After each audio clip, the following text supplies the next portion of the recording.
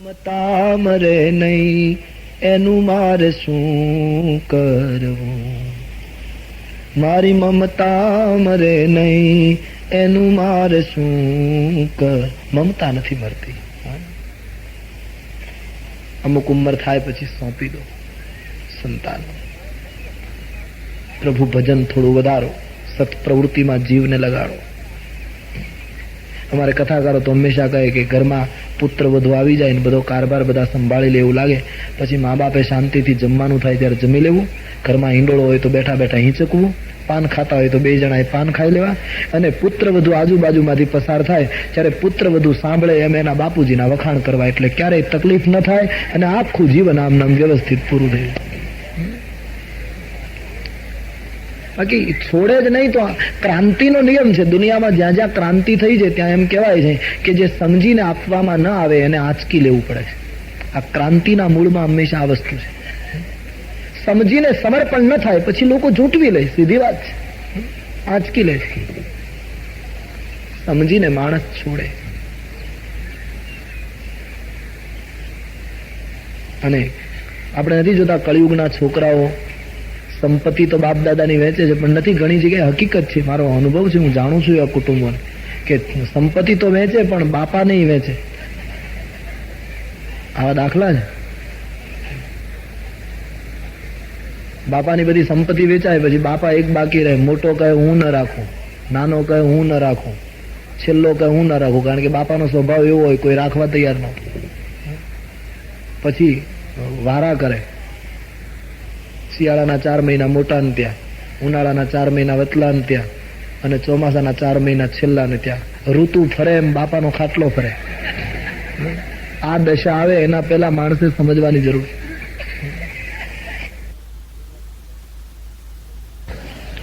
કળિયુગ છે ભાઈ.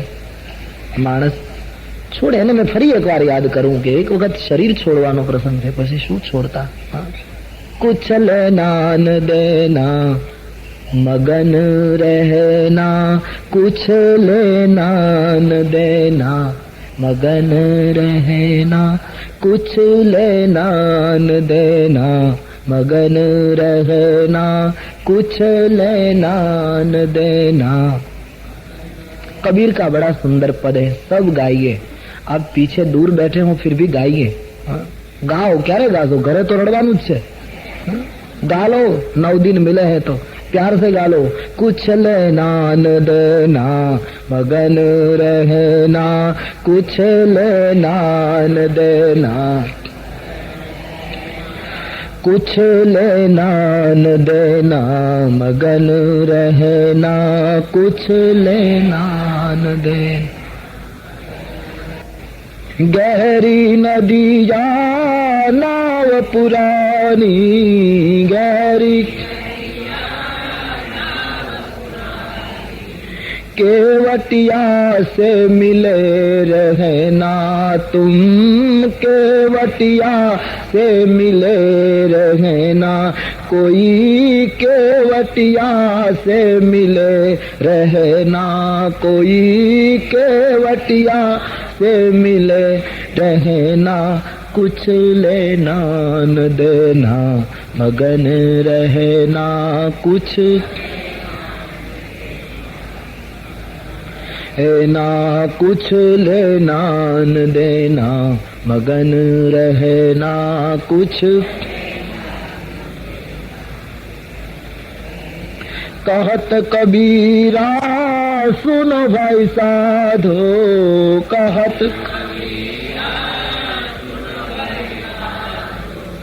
कहत कबीरा सुनो भाई साधो, कहत गुरु के चरण में लिपट रहना तुम, गुरु के चरण में ना तुम, गुरु के चरण में लिपट रहना तुम, गुरु के चरण में लिपट रहना, कुछ लेना न देना मगन रहना, कुछ રહેના કુછ લેના ન દેના મગન રહેના કુછ. મનુ મહારાજનો સંકલ્પ અદ્ભુત છે અને જરાય વિલંબ ન કર્યો. પત્નીને વાત કરી, ધ્યાન દે ઇસ ગંભીરતા પર. દશરથજીને પણ અરીસામાં મુખ જોયા પછી આ વિચાર આવ્યો હતો કે મારે ગાદી રામને સોંપી દેવી જોઈએ. પણ દશરથજીએ થોડા દિવસો વચ્ચે વિચારવામાં કાઢ્યા. સંકલ્પ કરવામાં થોડી દેર કરી તો દશરથનું રામ રાજ્ય 14 વર્ષ પાછું ઠેલાયું. જીવનમાં શુભ વિચાર આવ્યા પછી સંકલ્પમાં જો દેર કરવામાં આવે તો મન બહુ વિચિત્ર છે, ક્યારે પાછું ધોખો આપે કઈ કહેવાય. આપણે ત્યાં કહેવત છે ને કે લોખંડ ધગેલું હોય ત્યારે ઘણનો ઘા કરી લેવો છે, પછી ઘાટ ના આવે. મનુ એટલા માટે સફળ થયા છે કે એમણે તુરત જ સંકલ્પ કર્યો, પોતા મોટા પુત્રને શાસન સુપ્રત કરી દીધું. રાજ્ય સુપ્રત કરી પતિ પત્ની બંને હરિના દર્શન માટે નીકળી ગયા છે. રામચરિત માનસકારે લખ્યું, પંથ જાત સોહી મતિ ધીરા જ્ઞાન ભક્તિ જનુ ધરે શરીરા. મૂર્તિમંત જ્ઞાન અને ભક્તિ માનવ દેહમાં નીકળ્યા હોય આવી સુંદરતા દેખાતી હતી. મનુ અને શત્રુપા આટલું મોટું શાસન છોડીને નીકળ્યા છે, નૈમિષારણ્ય ગયા છે. સંતો આવ્યા છે સ્વાગત કરવા માટે, રાજર્ષિ છે. અનેક મહાત્માઓ દોડ્યા છે, બધાના ચરણમાં દંડવત કર્યા છે. મનુ અને શત્રુપાએ સંતોને પ્રાર્થના કરી છે, બાપજી હવે કોઈ એવો મંત્ર અને એવું સાધન બતાવો કે આ આંખથી પ્રારબ્ધ પૂરું થાય એના પહેલા રામના દર્શન થાય. આટલી ઈચ્છા છે. સંત પુરુષોએ મનુ અને શત્રુપાજીને ધેનુમતી નદીને કિનારે લઈ ગયા અને મંત્ર આપ્યો છે. 12 અક્ષર મંત્ર બર જપહી સહિત અનુરાગ વાસુદેવ પદ પંકરુહ દંપતિ મન અતિલાગ. ઓમ નમો ભગવતે વાસુદેવાય. આ મંત્ર આપવામાં આવ્યો છે. પતિ પત્ની નદીને કિનારે રહીને તપસ્વી જીવન જીવતા જીવતા આ મંત્રનો જપ કરવા લાગ્યા છે. એક જ મંત્ર પતિ પત્નીનો છે, દંપતિ મન અતિલાગ. ફળ ફૂલ ખાઈ લે, નદીનું જળ પી લે અને જપ કરે છે. સાધના વધવા લાગી, ભજન બળ વધ્યું તો ફળ ફૂલ ખાવાનું છૂટી ગયું. છોડ્યું નહીં, છૂટી ગયું. નિયમ છે, ભજન વધે એનું ભોજન ઘટે છે. આ સૂત્ર છે. જેનું ભજન વધશે, જીવનમાં ખુદ પ્રયોગ કરોગે તો પતા લગે. ભજન વધ્યા પછી ભોજન ઘટશે, શક્તિ ટકી રહેશે. અમારે વૈષ્ણવ સાધુઓમાં આચાર્યો પૂછે કે તમારો આહાર શું, ત્યારે હરિનામ આહાર કહેવાનો. જેનો હરિનામનો આહાર થાય છે એનું વજન ઘટશે. અને ઉલટું કહેવું હોય તો કહી શકાય કે ભોજન વધે એનું ભજન ઘટે. કારણ કે ભોજન વધશે એટલે રજોગુણ અને તમો ગુણ બંને વધશે. તમો ગુણ નિદ્રા લાવશે, નિદ્રા લાવશે, ભજન ઘટશે. ભજન પ્રબળ બન્યું છે, ભોજન કરવાનો સમય રહેતો નથી. ફળ ફૂલ છૂટી ગયા છે. કબીર કહે છે, પીપળાનું પાન તોડો એમાંય ફરક, અને પાન સુકાઈને એની મેળા એ તૂટે એમાંય ફરક. સુકાય ને પાન તૂટે એમ બધું તૂટવા લાગ્યું, છૂટવા લાગ્યું. તૃષા લાગે ત્યારે જળ પી લે છે. શરીર કૃષ્ણ બનવા લાગ્યું છે, તપનું તેજ વધવા લાગ્યું છે. માનસકારે લખ્યું છે, અસ્થિ માત્ર શરીર થઈ ગયા અને શરીર પડે તો કોઈ ચિંતા નથી, આવો દ્રઢ નિર્ણય કરીને ઉભા છે. હરિના દર્શન થતા નથી. પતિ પત્નીએ નિર્ણય કર્યો છે, એક પગે ઉભા રહીને જપ કરવો. ધેનુમતી નદીને કિનારે મનુ અને શત્રુપા એક પગે ઉભા રહ્યા છે. અખંડ જપ ચાલે છે.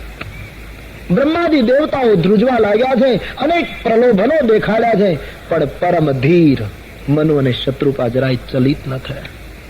હાડ પિંજર ઉભા છે. એક તાર લાગી ગયો છે ઈશ્વરની સાથે. સાધનાની શિખર જ્યાં આવ્યું છે, આકાશમાંથી આકાશવાણી થઈ છે. ધન્ય હો મનુ મહારાજ, ધન્ય હો શત્રુપાજી. માંગો, શું આપું? દિવ્ય બ્રહ્મગીરા સંભળાય છે. કાન દ્વારા, એ શ્રવણ દ્વારા એ ગીરા હૃદયમાં ઉતરી હૃષ્ટ પુષ્ટ તન ભયે સુહાય. બ્રહ્મવાણીની અસર થઈ, શરીર હૃષ્ટ પુષ્ટ થઈ ગયા.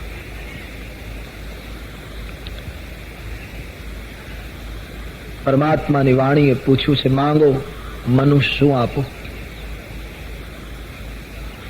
મનુ મહારાજે પરમાત્માની વાણીને પ્રત્યુત્તર આપતા કરકમળ જોડીને કહ્યું, ભગવાન, એક ઈચ્છા છે. શું?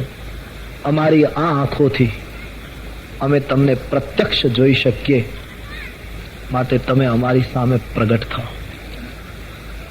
ભગવાન કબૂલ થયા, પણ મનુએ શરત કરી, તમે પ્રગટ થાઓ, તમારી ઈચ્છા પ્રમાણે રૂપ લઈને આવો એમ નહીં. તમે તો ચતુર્ભુજ રૂપ લઈને આવો, યા તો વિરાટ રૂપ લઈને આવો, યા તો ગમે તે રૂપ લાવો. મને એ રૂપ પસંદ નથી. હું કહું એવો આકાર લઈને આવો. જો સ્વરૂપ બસ શિવ મન માહી. જે સ્વરૂપ શંકરજીના મનની અંદર નિવાસ કરે છે, જેના માટે ઋષિમુનિઓ સાધના કરે, એ સારંગ પાડી રામ રૂપ ધારણ કરો. ભક્તિમાં અને જ્ઞાનમાં સંતો તુલસીના દર્શન પ્રમાણે આ તફાવત બતાવે છે કે ભક્તિમાં એટલી શક્તિ છે કે ઈશ્વરને પોતાની ઈચ્છા પ્રમાણે આકાર આપે. યાની ભક્તિની અંદર સાધકને ત્યાં ને ત્યાં રહેવાનું, સાધકની ઈચ્છા પ્રમાણે ઈશ્વરને નીચે આવવાનું. અને જ્ઞાન માર્ગમાં સાધકે સાધના કરતા કરતા ઉપર ઉઠવાનું, ભગવાને ત્યાંનું ત્યાં રહેવાનું. એક में खुद को उठना है, दूसरे में खुदा को नीचे आना. इतना फर्क है. ભક્તિ ઈશ્વરને પોતાની રુચિ પ્રમાણે કપડા પહેરાવે છે. તમે રામ રૂપે પ્રગટ થાઓ, સારંગ પાણી પ્રગટ થાઓ.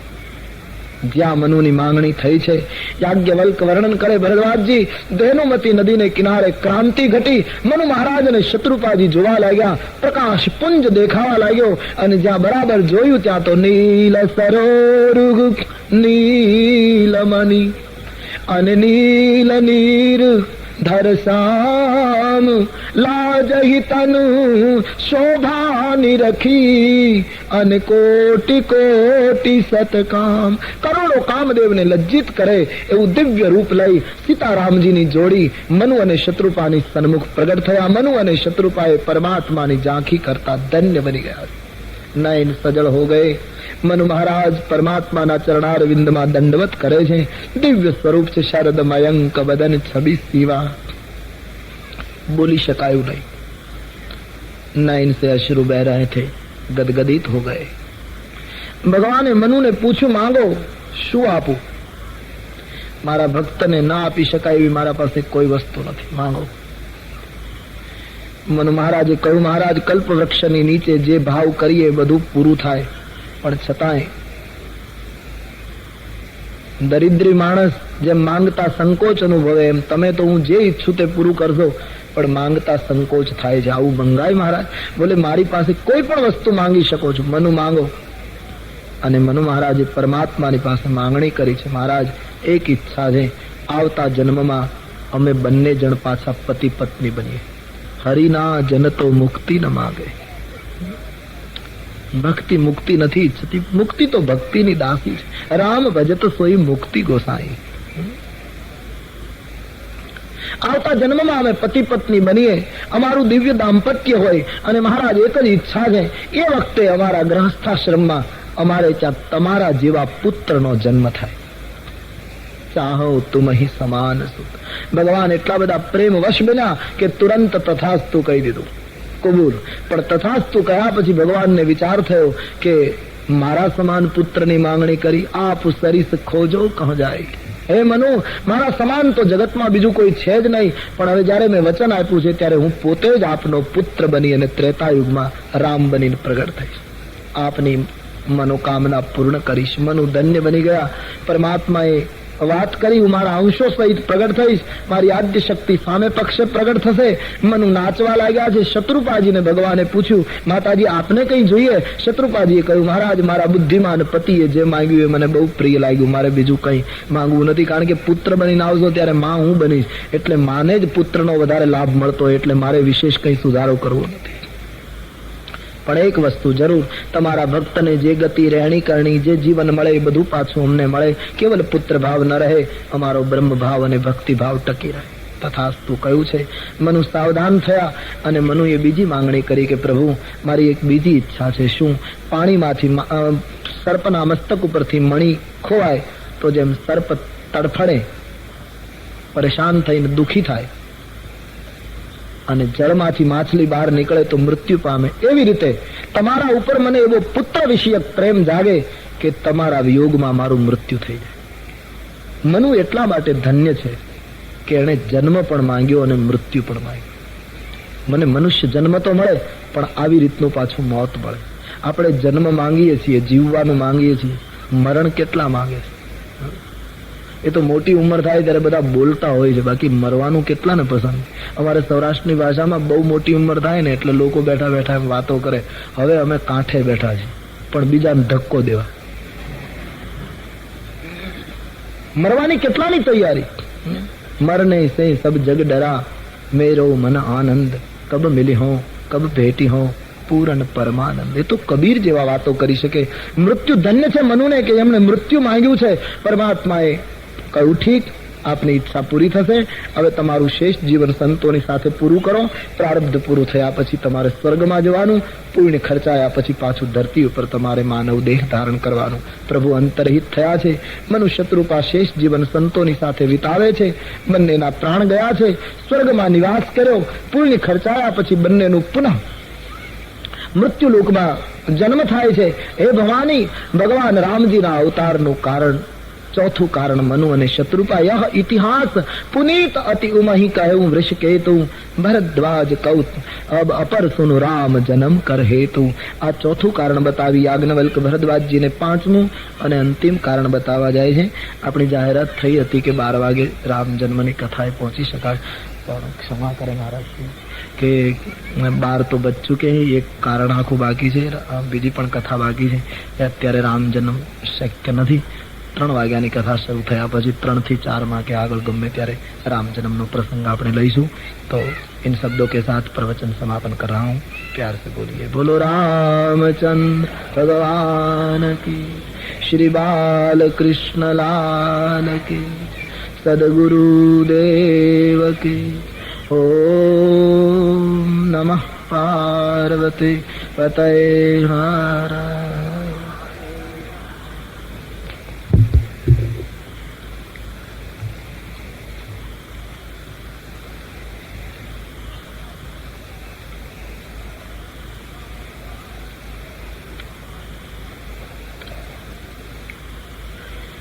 ભગવાન રામનું પ્રાગટ્ય શું કામ થયું? 4 કારણોની આપણે ચર્ચા કરી. 5મું અને અંતિમ કારણ, વિશ્વ વિદિત એક કઈ દેશું. તુલસીદાસજીએ કહ્યું કે ભૂતકાળમાં વિશ્વ વિખ્યાત એવો એક કઈ દેશ હતો.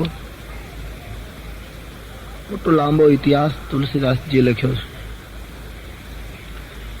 એમાં સત્યકેતુ નામનો એક સમ્રાટ રાજ્ય કરતો. સત્યકેતુના 2 પુત્રો હતા, પ્રતાપભાનુ અને અરિમર્દન. એક એનો પ્રધાન હતો ધર્મરુચિ. પહેલાના કાળમાં માણસની અમુક ઉંમર થતી ત્યારે માણસ નિવૃત્તિ તરફ જતો. એ સવારે આપણે જોઈ ગયા. એ ન્યાયે સત્યકેતુની ઉંમર મોટી થઈ એટલે એમણે પ્રતાપભાનુને શાસન સુપ્રત કર્યું. અરિમર્દનને યુવરાજ પદ આપ્યું. ધર્મરુચિ જે એનો પ્રધાન હતો એનું પ્રધાનમંત્રી પદ ચાલુ રાખ્યું. અને સત્યકેતુ ઈશ્વર સ્મરણ માટે વનમાં જતા રહ્યા. जब प्रताप रवि भय नृप फिरी दुहाई देश. प्रताप भानु जયારે રાજવી થયો ત્યારે એની દુહાઈ દેશમાં ફરી વળી.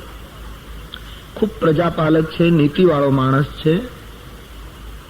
એક દિવસ પ્રતાપ ભાનુને વિચાર થયો કે મારા પિતાએ આપેલા શાસનની સીમાને વધારવા માટે હું સેના લઈને નીકળું અને દિગ્વિજય કરું. સેના લઈને આ માણસ નીકળ્યો છે.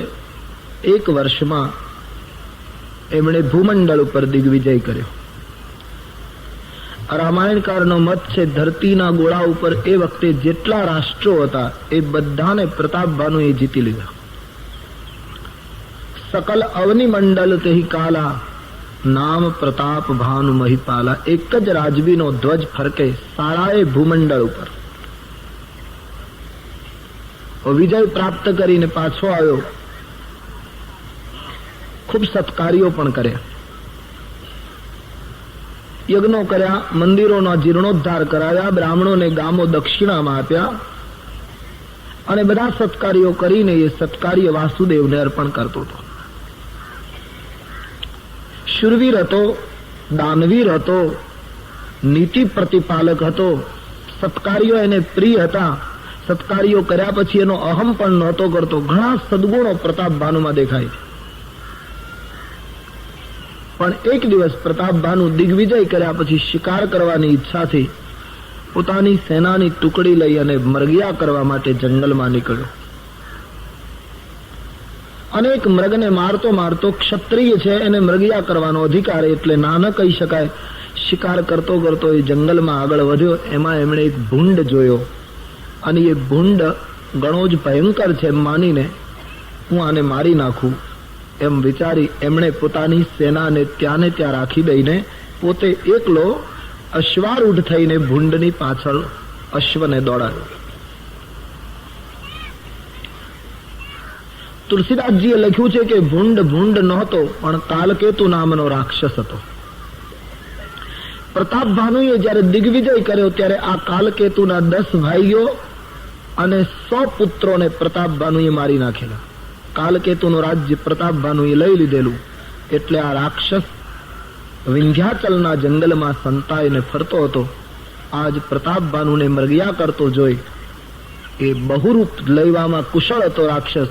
એમણે ભૂંડનું રૂપ લઈ અને પ્રતાપભાનુને છેતરવાની આ એક આખી યોજના ઘડી હતી. પ્રતાપભાનુને ખબર નથી, એ તો એમ માને છે કે ભૂંડ છે, પણ વાસ્તવમાં એ કાલકેતુનો રૂપ હતું. પ્રતાપભાનુ એની પાછળ દોડે છે. હમણાં આપણે જોયું તેમ પ્રતાપભાનુ નીતિવાળો હતો, શૂરવીર હતો, દાતાર હતો, ઘણા સદગુણો એનામાં હતા. પણ એના જીવનની પ્રથમ ભૂલ અહીંથી શરૂ થઈ. એમણે પોતાનો ઘોડો કાલકેતુની પાછળ દોડાવ્યો.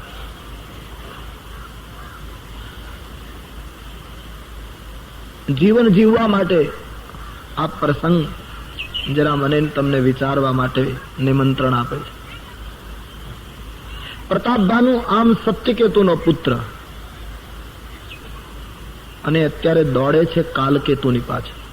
સત્યકેતુ અને કાલકેતુ આ બંને નામ બહુ મહત્વના છે.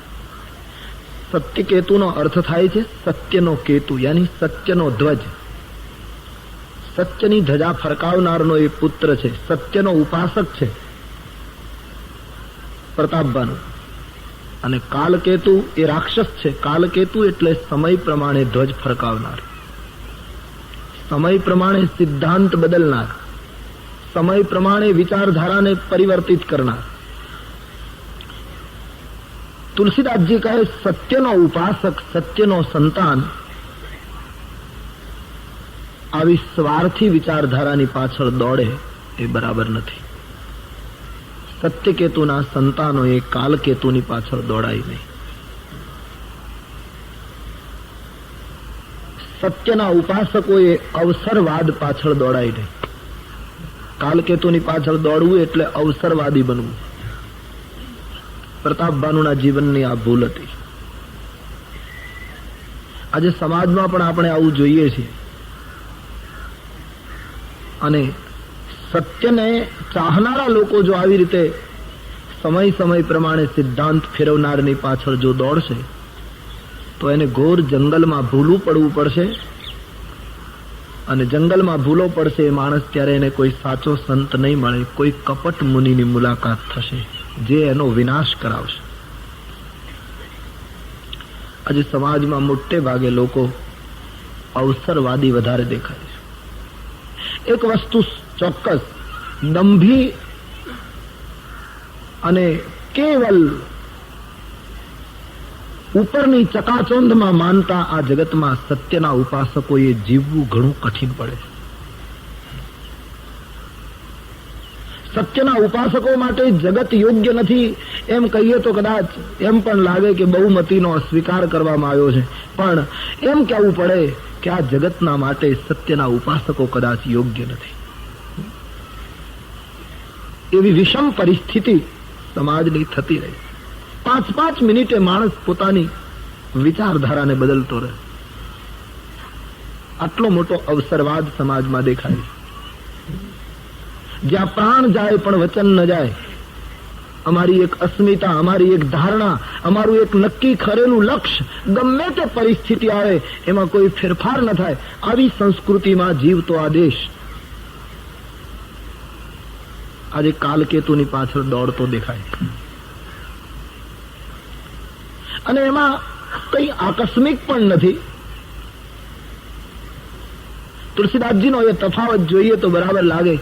સત્યકેતુના 2 જ પુત્રો, પ્રતાપભાનુ અને અરિમર્દન, યાની સત્યના ઉપાસકો તો 2-5 જ હોય, ત્યારે કાલકેતુના 100 પુત્રો. અવસરવાદીઓ તો સેંકડો નીકળે, હજારો નીકળશે.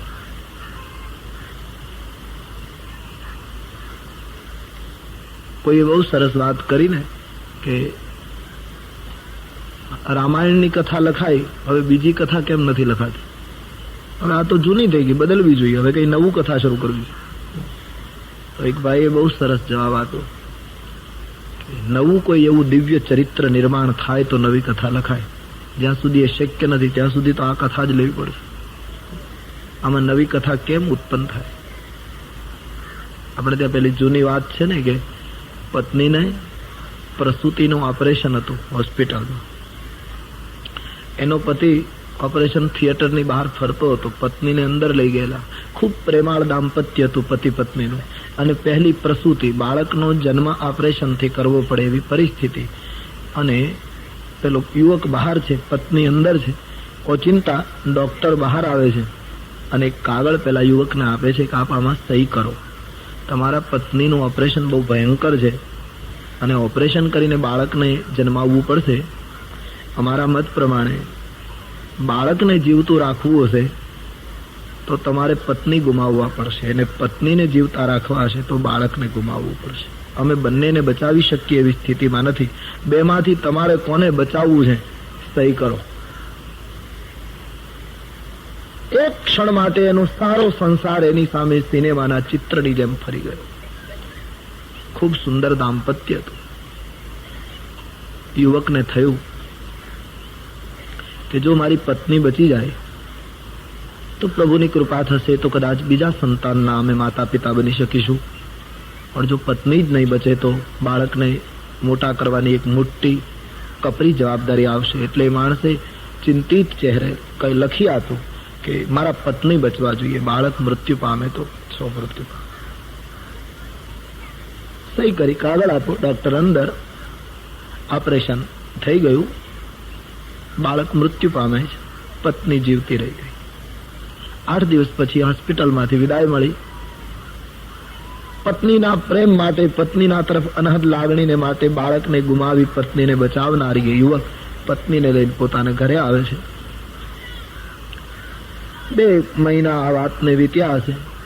એમાં એક દિવસ જે માળામાં એ રહે છે, આખા માળામાં આગ લાગી, ભયંકર આગ. 4 વર્ષ મ્યુનિસિપાલિટીના આગને બુઝાવનારા કર્મચારીઓ સાધનો લઈને આવ્યા. બધા જ લોકો ઘરની બહાર નીકળી ગયા. આ પતિ પત્ની ફસાઈ ગયા. સીડીઓ ગોઠવાય, લોકો ઉપર ગયા અને બૂમો પાડે છે, ભાઈ તમે 2 જ ફસાયેલા છો તમારા મકાનમાં, બાકીના બધા લોકો નીકળી ગયા. 4 ઓર ભયંકર આગ છે અને અમારી કક્ષા તમને બંનેને બચાવી શકાય એમ નથી, 2 માંથી એકને બચાવી શકાય એમ છે. કોને બચવું છે જલ્દી નિર્ણય કરો. 2 મહિના પછી આ પ્રશ્ન આવ્યો. એમ કહેવાય છે કે એ વખતે પુરુષે એમ નક્કી કર્યું કે જો હું જીવતો હોઈશ તો બીજું લગ્ન થશે. અને તેથી કહે પત્ની બળી જાય તો ભલે બળી જાય, મને તમે બારીમાંથી બહાર કાઢીને બચાવી લો. અને એ માણસ નીકળી ગયો, પત્ની બળી ગઈ. આમ થોડા થોડા સમયે વિચારોને પરિવર્તિત કરનાર જગતમાં નવી કથાઓ કેમ ઉત્પન્ન થાય? અવસરવાદી સમાજમાં ક્ષણે ક્ષણે માનવીના સંકલ્પો જ્યારે ફરે છે, એવા સમાજમાં સત્યકેતુના સંતાનોએ બહુ સમજીને રહેવું પડે. આજ મોટી ભૂલ કરી ગયો આ પ્રતાપ ભાનુ. એનો પ્રતાપ ભાનુનો અર્થ થાય, ભાનુ યાની સૂર્ય. ખૂબ જ પ્રતાપી સૂર્ય છે, ખૂબ જ તેજસ્વી અને મધ્યાહનનો સૂર્ય છે પ્રતાપ ભાનુનો. પણ થોડા સમય પછી એ અસ્તાચલનો સૂર્ય થઈ જવા. કારણ કે દોટ ખોટી મૂકી છે. કાલકેતુની પાછળ દોડાય નહીં સત્યના સંતાનોએ, અને ખૂબ અશ્વને દોડાયો. વિંધ્યાચલના ગાઢ જંગલમાં કાલકેતુ ભૂંડના રૂપમાં પ્રતાપ ભાનુને ભૂલો પાડી અને જતો રહે. એકલો પ્રતાપ ભાનુ પૃથ્વીનો માલિક હતો, પણ ભૂખ તરસ તો બધાને લાગે. 70 યોજન પોતાનું નગર દૂર છે. અશ્વ ઉપર બેસીને ચાલી ન શકાય એવું ગાઢ જંગલ છે. નીચે ઉતરી ઘોડાને ધીમે ધીમે ચલાવતો, પાણીની શોધ કરતો પૃથ્વીપતિ પ્રતાપ ભાનુ આમ ઘૂમે છે. એમાં એમણે એક આશ્રમ જોયો. આશ્રમમાં એક મહાત્મા બેઠા છે. તુલસીદાસજી કહે, મહાત્મા નહોતા, એક કપટ મુનિ હતો, એક દંભી મહાત્મા હતો. એ પેલા કાલકેતુનો મિત્ર હતો. એ પણ પરાજિત રાજવી હતો. પ્રતાપ ભાનુએ દિગ્વિજય કર્યો ત્યારે એનું રાષ્ટ્ર લઈ લીધેલું, એટલે એ મહાત્મા નહોતો, પણ પરાજિત રાજવી સાધુ થઈ ગયો. વૈરાગ્ય નહોતો આવ્યો, કઈ રહ્યું નહીં, એટલે સાધુ થઈ ગયેલું. કપટ મુનિ હતો. પ્રતાપ ભાનુ કપટ મુનિના આશ્રમમાં જઈ પહોંચ્યા. અશ્વને એક બાજુ મૂકી, કપટ મુનિનો એ દાંભિક વેશ જોઈ પ્રતાપ ભાનુ ભૂખ તરસમાં હતો, અને તેથી એને ખબર ન રહી, ઓળખવામાં ભૂલ કરી ગયો. પ્રણામ કર્યા, બાપજી આપને વંદન કરું છું. પેલો કપટ મુનિ ઓળખી ગયો, કો આ તો મારો દુશ્મન છે પ્રતાપ ભાનુ, જેણે મારું રાજ્ય લઈ લીધું. ભગવાને જ મોકલ્યો લાગે છે, બદલો લેવાનો સુંદર અવસર છે. એકદમ નાટક કર્યું. અને પ્રતાપ ભાનુને જાણે ઓળખતો નથી શરૂઆતમાં, એમ એમણે પૂછ્યું, તમે કોણ છો? આટલા ગાઢ જંગલમાં આટલું સુંદર શરીર, આવા સુંદર અશ્વના ઉપર તમે કેમ એકલા ઘૂમો છો? શું છે? પ્રતાપ ભાનુએ રાજનીતિનો પ્રયોગ કર્યો. બાપજી, કઈ દેશનો સમ્રાટ પ્રતાપ ભાનુ છે ને, એનો હું સચિવ છું. પોતાનું મૂળ વાત ન કરી, સચિવ છું એવું કહ્યું. મરગિયા કરવા નીકળ્યો હતો, ભૂલો પડ્યો. મારા સદભાગ્ય આપ જેવા સંતના દર્શન થયા. આસન આપ્યું, બેસાડ્યું. જળ પીવાની સૂચના આપી, જળ પીધું. ઘોડાને પાણી પાયું. પ્રતાપ ભાનુને થોડીક શાંતિ થઈ. આંખો બંધ કરીને પેલા કપટ મુનિએ થોડા સમય પછી કહ્યું કે તું ભલે જૂઠું બોલ્યો કે હું પ્રતાપ ભાનુનો સચિવ છું, પણ હું યોગ સાધનાથી જાણી ગયો કે તું પોતે જ પ્રતાપ ભાનુ. યોગ સાધનાની કઈ જરૂર જ નહોતી, સામસામા લડ્યા હતા. તમે પોતે જ પ્રતાપ ભાનુ છો. તમારા પિતાનું નામ સત્યકેતુ છે, તમારા ભાઈનું નામ અરિમર્દન છે, તમારો મંત્રી ધર્મરુચિ છે. હું બધાને જાણું છું. યોગના પ્રભાવથી આટલે દૂર બેઠા બેઠા હું સમગ્ર જગતને જાણું છું. હવે આવું બધું કહેવા માંડ્યો એટલે પ્રતાપ ભાનુને શ્રદ્ધા બેસી ગઈ કે મારા સદભાગ્ય કેટલા મહાન સંત મને મળ્યા. એ વાર દંડવત કરવા લાગી. બાપજી, ભલે હું ભૂલો પડ્યો, પણ મારા ખરેખર સદભાગ્ય કે આપ જેવા સંત મળ્યા. તમે બધું જાણી ગયા? બોલે, હા, હું બધું જ જાણું છું, રહસ્ય માત્ર. પ્રતાપ ભાનુ, સૂર્ય અસ્ત પામવાની તૈયારી છે. આવું પ્રતાપ ભાનુને કપટ મુનિ કહે. આસન આપ્યું, આજની રાત રોકાઈ જાઓ, આમાં તમે ઘરે નહીં પહોંચી શકો. આસન દિન અસ્ત રવિ જાની. પ્રતાપ ભાનુ હવે અસ્ત રવિ બનવાની તૈયારીમાં બેસી ગયો. પ્રતાપ ભાનુને ખૂબ શ્રદ્ધા બેસી ગઈ કપટ મુનિ ઉપર. પેલા એ કેટલી મોટી મોટી વાતો કરી. પછી પ્રતાપ ભાનુએ કપટ મુનિને પૂછ્યું, બાપજી, અવિવેક થાય તો માફ કરજો, પણ આપનું નામ શું બતાવશો? પેલા કહ્યું, અમારે મહાત્માઓને વળી નામ શું? અમે તો નામ રૂપને મિથ્યા માનનારા વેદાંતી લોકો. અમારે વળી નામ શું, રૂપ શું? કહું એ તો આપની મહાનતા છે મહારાજ, પણ કંઈક તો નામ હશે ને, અમારે સંસારીઓને તો પુકારવા માટે કઈ આધાર જોઈએ ને. બોલે મારું નામ એક તનુ. એક તનુ એટલે કહે પ્રતાપભાનું એક તનુ એટલે બ્રહ્માએ સૃષ્ટિ જયારે ઉત્પન્ન કરી ત્યારે પહેલો વહેલો મને ઉત્પન્ન કર્યો. કપટ મુનિની બધી રજૂઆત હંમેશા આવી જ હોય સમાજમાં. સૃષ્ટિના આરંભકાળમાં બ્રહ્માએ મને ઉત્પન્ન કર્યો અને મારે શરીર બદલવું નથી પડતું. એકનું એક શરીર, યુગો વીતી ગયા. આની આ ઉંમર, આનું આ શરીર, આનો આ આશ્રમ, ઈશ્વર સિવાય બીજી કોઈ વાત નથી. લોકોમાં હું જતો નથી, કોઈને મુલાકાત આપતો નથી, હરિનું સ્મરણ સતત કરું છું. માટે મારું નામ એક તનું, મારું મૃત્યુ થતું નથી. પ્રતાપ ભાનુને બહુ શ્રદ્ધા બેસી કે ખરેખર મારા સદભાગ્ય. અને આ પ્રતાપ ભાનુ એક વસ્તુ તને કહી દઉં, બ્રહ્માએ સૃષ્ટિ ઉત્પન્ન કરી ત્યારથી હું અહીંયા બેઠો છું, પણ મેં અત્યાર સુધીમાં કોઈને મુલાકાત આપી નથી. આ તને પહેલી મુલાકાત આપી. કારણ કે હું લોકોને જો મુલાકાત આપ્યા કરું તો લોકો ભજન ન કરવા દે. બોલ્યો છે બહુ સરસ તુલસીદાસજીએ કપટ મુનિના મુખમાં પણ 2-3 વાક્યો જીવન ઉપયોગી મૂક્યા છે. બહાર પડવાથી, જાહેર થવાથી ભજનમાં વિક્ષેપ થાય છે પ્રતાપભાનું, એટલા માટે હું ગુપ્ત રહું છું. પ્રભુ જાનહી સબ બિનહી જનાએ, કપટ મુનિ બોલે છે, બહુ સરસ બોલે. ઈશ્વર તો જણાવ્યા વગર પણ બધું જાણે છે, અંતર્યામી છે. પ્રભુ જાનહી સબ બિનહી જનાએ તો કહું કવન સીધી લો કરી જાય. લોકોને રીઝવવાથી શું ફાયદો? ઈશ્વર તો બધું જાણે છે. તાતે ગુપ્ત રહું, એટલા માટે હું સતત ગુપ્ત રહું છું. મારે હરિ સિવાય બીજું કોઈ પ્રયોજન નથી, કોઈને મુલાકાત આપતો નથી. લોકોની અંદર જાઓ તો લોકોની માન્યતા અગ્નિ બનીને બાળી નાખે તપને. એટલી સરસ રજૂઆત કરી અને પછી પ્રતાપભાનુને કહેવા લાગ્યો, રાજવી, પુત્ર ઉપર પિતાને વહાલ ઉઠે એવું મને તારા ઉપર વહાલ ઉઠ્યું છે. અને પ્રતાપભાનું માંગ, તને શું આપું? તું જે કઈ માંગે તે આપું. માંગણી કરવાનું કહ્યું અને પ્રતાપભાનું માંગવા તૈયાર થયો. હવે પ્રતાપભાનુને જીવનમાં શું બાકી હતું? ધરતીનો માલિક હતો, આખી ધરતી એને ઘરે હતી. જીવનમાં કશું કઈ પ્રાપ્ત કરવા જેવું નહોતું સિવાય મુક્તિ. અને છતાં કપટ મુનિએ કહ્યું કે માંગ, ત્યારે પ્રતાપભાનું માંગવા તૈયાર થયો. આ જીવનો સ્વભાવ છે, એને ગમે તેટલું તમે આપો તો એ માંગવાનું બંધ ન કરે. નહીંતર કેટલું આપ્યું? પ્રતાપભાનું માંગવા તૈયાર થયો.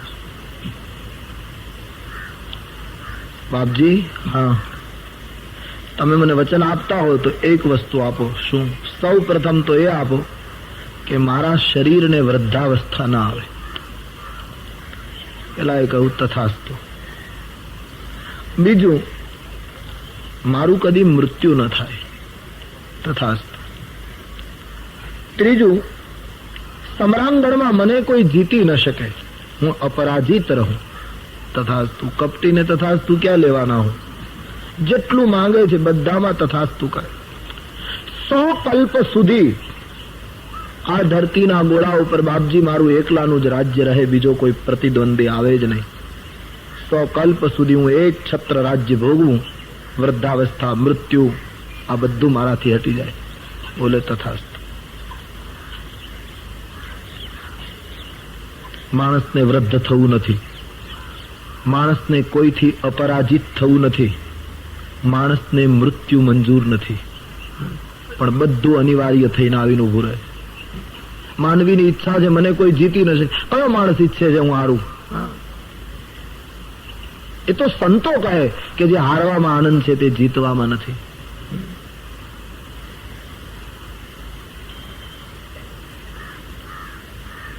સંસારી લોકો માટે આ વિચારો છે પ્રતાપભાનુને માધ્યમ બનાવી. કેટલી મોટી ભૂખ પ્રતાપભાનુ. બીજા અર્થમાં જોઉં તો પ્રતાપભાનુને વિંધ્યાચલમાં ખાલી પાણીની તરસ નહોતી લાગી, એક મોટી તૃષ્ણા પેદા થઈ છે આ એક કપટીના સંગ પછી. આ માણસ એક મોટી ભૂખ વિશાળ બની. હું મરું નહીં, મને ઘડપણ ના આવે, એક મોટી તરસ ઉત્પન્ન થઈ. અને પ્રત્યેક વ્યક્તિમાં આ વિશાળ બનતી ભૂખ તરસ ઘણી વખત માનવીને રાવણ તરફ દોરી જાય છે. પ્રતાપભાનું રાવણ થવાનું છે. મારી તમારી વિશાળ બનતી વાસનાની અને તૃષ્ણાની ભૂખ તરસ ક્યારેક ક્યારેક મને તમને રાવણમાં ફેરવી નાખે. રામકથા એ ભૂખ તરસની કથા છે.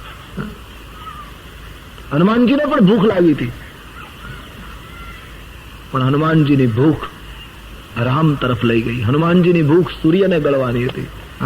હનુમાનજી બચપણમાં સૂર્યને ગળી ગયા. એને ભૂખ લાગી એટલે સૂરજ નહીં. હનુમાનજીની ભૂખ પ્રકાશની છે. હનુમાનજીની ભૂખ સત્યની છે. હનુમાનજીની ભૂખ રામને પામવાની છે. ત્યારે પ્રતાપભાનુની ભૂખ સામ્રાજ્યનો માલિક હોવા છતાંય હું મરું નહીં, હું ઘરડો ન થાઉં, આવી એક જૂઠી ભૂખ પેદા થઈ છે. પરિણામે રાક્ષસ બનશે. તુલસીદાસજી લખે છે, પ્રતાપભાનુને કપટ મુનિએ કહ્યું, તારું મૃત્યુ નહીં થાય, તને ગળપણ નહીં આવે, તને કોઈ જીતી નહીં શકે, મારો આશીર્વાદ છે, પણ તારે એક કામ કરવું પડશે. શું? તારે ને મારે જે વાતચીત થઈ એ કોઈ ત્રીજી વ્યક્તિને કહેવાનું નહીં. બોલે ભલે બાપજી, ક્યારેય કહીશ નહીં. બોલે ઠીક હે. અને એક બીજી વાત, તારે બ્રાહ્મણોને વશ કરવા પડશે. બ્રાહ્મણો જો વશ થાય તો જગતમાં તને કાળ ન મારી શકે, પણ જો બ્રાહ્મણો વશ ન થાય તો પછી હું બચાવી શકું નહીં. બોલે બાપજી, બ્રાહ્મણોને કઈ રીતે વશ કરવા? કહે એક ઉપાય છે, યુક્તિ મારે આધીન છે. કઈ રીતે? 1 વર્ષ સુધી તારે તારા રાજ્યમાં તમામ બ્રાહ્મણોને જમાડવાના. પણ મુશ્કેલી એ છે પ્રતાપભાનું કે રસોઈ હું બનાવું, માયામય મંત્રમય રસોઈ બનાવું, અને મારી બનાવેલી રસોઈ બ્રાહ્મણો જમે પછી બધા તારે આધીન થઈ જાય. 1 વર્ષનો જો સંકલ્પ પૂરો થઈ જાય તો જગતમાં તને કાળ કંઈ કરી શકે. કહ્યું, બાપજી તમે કહો એટલા બ્રાહ્મણો જમાડું, આખી ધરતીનો માલિક છું. કહે એ તો બરાબર, પણ રસોઈ હું બનાવું તો થાય, અને રસોઈ બનાવવા મારે ત્યાં આવવું પડે, અને હું તો સૃષ્ટિ ઉત્પન્ન થઈ ત્યારથી આશ્રમમાંથી બહાર નીકળ્યો, મારાથી તારે ત્યાં અવાય નહીં. પ્રતાપભાનું પગે લાગવા લાગ્યો, બાપજી બીજા માટે નહીં તો મારા માટે તમે પધારો, કોઈ પણ હિસાબે આપ પધારો અને મારું આટલું કામ કરો. બોલે હવે તારી લાગણી છે તો આવીશ. આમ ધીમે ધીમે ષડયંત્ર રચવા લાગ્યું. પ્રતાપભાનું એક કામ કર, હું તારે ત્યાં આવીશ ખરો, પણ આ વેશમાં નહીં આવું. તારો જે ઉપરોહિત છે કઈ દેશમાં, એનું મારી માયાથી અપહરણ કરીને અહીં લઈ આવીશ, અને હું ઉપરોહિતના રૂપમાં તને 3જે દિવસે મળીશ. કોઈને મારું નામ આપીશ નહીં. 1 વર્ષ સુધી તારા સંકલ્પ સુધી હું રસોઈ બનાવીશ. જે બ્રાહ્મણો રસોઈ જમશે બધા તારા થઈ જશે, પછી તને કાળ મારી ન શકે. સુઈ જા. શ્રદ્ધામાં ડૂબેલો પ્રતાપભાનુ કપટ મુનિની રમત સમજી શક્યો નહીં અને સૂઈ ગયો. અડધી રાત્રિ થઈ છે. કપટ મુનિમાં તો કંઈ હતું નહીં, બધી મોટી મોટી વાતો જ કરી હતી. પેલો કાલકેતુ રાક્ષસ જેણે પ્રતાપભાનુને ભૂલો પાડ્યો એ આ કપટ મુનિનો મિત્ર હતો, એટલે રાત્રિએ મળવા આવ્યો. કપટ મુનિને કાલકેતુ કહે, આપણો દુશ્મન પ્રતાપભાનુ જંગલમાં છે, મેં એને ભૂલો પાડ્યો છે. બોલે ચૂપ રહે, મારા આશ્રમમાં આવી ગયો છે અને મેં બધી યોજના ઘડી નાખી. તું આવી ગયો સારું થયું, તું બહુરૂપિયો છે, બધી માયા કરી શકે. એક કામ કર, પ્રતાપભાનુને એના ઘોડાને એના નગરમાં મૂકી આવ, માયા કરીને એના ઉપરોહિતને અહીં લઈ આવ, અને તું ઉપરોહિતના રૂપમાં એને 3જે દિવસે કાલકેતુ મળજે. આવી રીતની રસોઈ કરજે, જેથી કરીને બ્રાહ્મણો શાપ આપે, પ્રતાપભાનુના કુળનો નાશ થાય, આપણા ગુમાવેલા રાષ્ટ્રો આપણને પાછા મળે.